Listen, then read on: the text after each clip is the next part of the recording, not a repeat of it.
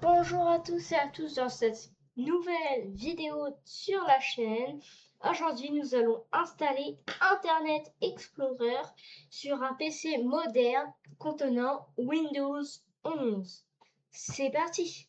Dans cette vidéo, mon PC a crash, mon PC a crash. Oh merde, merde. Ok.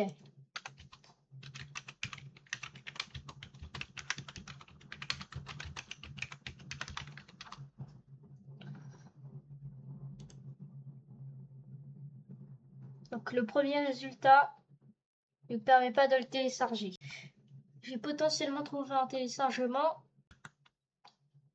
D'accord, c'est bon. Lançons le premier test. Et à ce moment-là, j'ai cherché des heures et des heures sur Internet, mais aucun résultat jusqu'à ce moment. Bon les gars, je trouve rien. Attendez, peut-être trouver une information. Ok, on va tenter. Ok les gars, Windows I. Parfait. Application.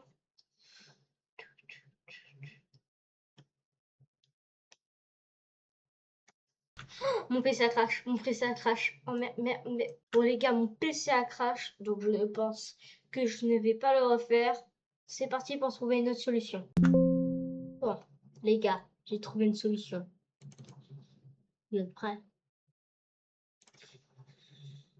Internet Explorer en 2026. C'est parti pour tester des sites. D'accord, premier site à tester.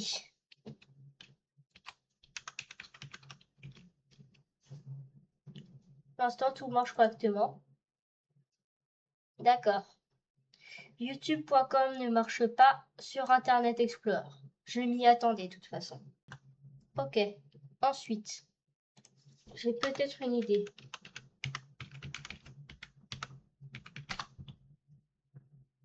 Ah, ça marche sur Internet Explorer. Nous allons tester.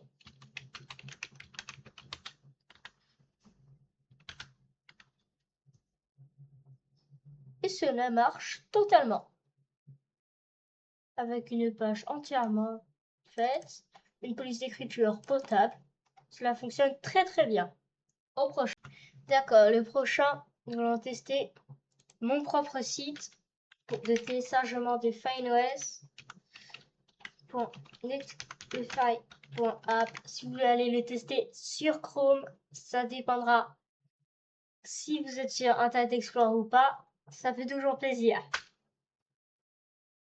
Et cela fonctionne bel et bien, mais n'a pas le CSS, car le CSS n'existait pas pour Internet Explorer. Nous devions utiliser Flash.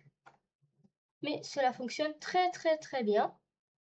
Bon, effectivement, il y a quelques bugs. Et la nouvelle version va potentiellement sortir. Allez voir le wiki, ça fera du bien. Pour le prochain test, nous allons rechercher GitHub. Tout accepter. Et bien même Google ne peut pas rechercher. Bien décidément. Si Google ne veut pas, on n'a qu'à utiliser la barre. Très simplement, github.com. Et cela marche, mais pas vraiment.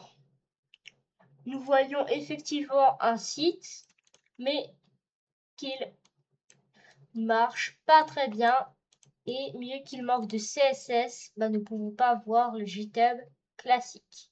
Et un chargement infini et un login form apparaît qui est totalement utilisable. C'est surprenant. Et ensuite, pour la fin, nous allons tester un site de 2005. Donc le site en question est altavista.com, un très vieux site qui était pour Internet Explorer en 2005. Est-ce qu'il fonctionne? Et cela ne fonctionne pas. Cela m'ouvre Yahoo en moderne. C'est bien bizarre. Et en réalité, je me suis renseignée et AltaVista est en réalité Yahoo. Je viens de le découvrir à l'instant.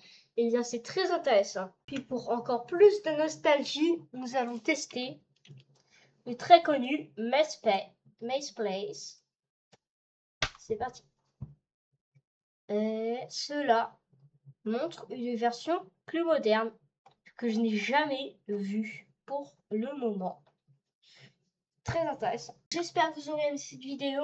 À la prochaine pour d'autres vidéos. Et n'oubliez pas de vous abonner si vous avez aimé Internet Explorer. À la prochaine!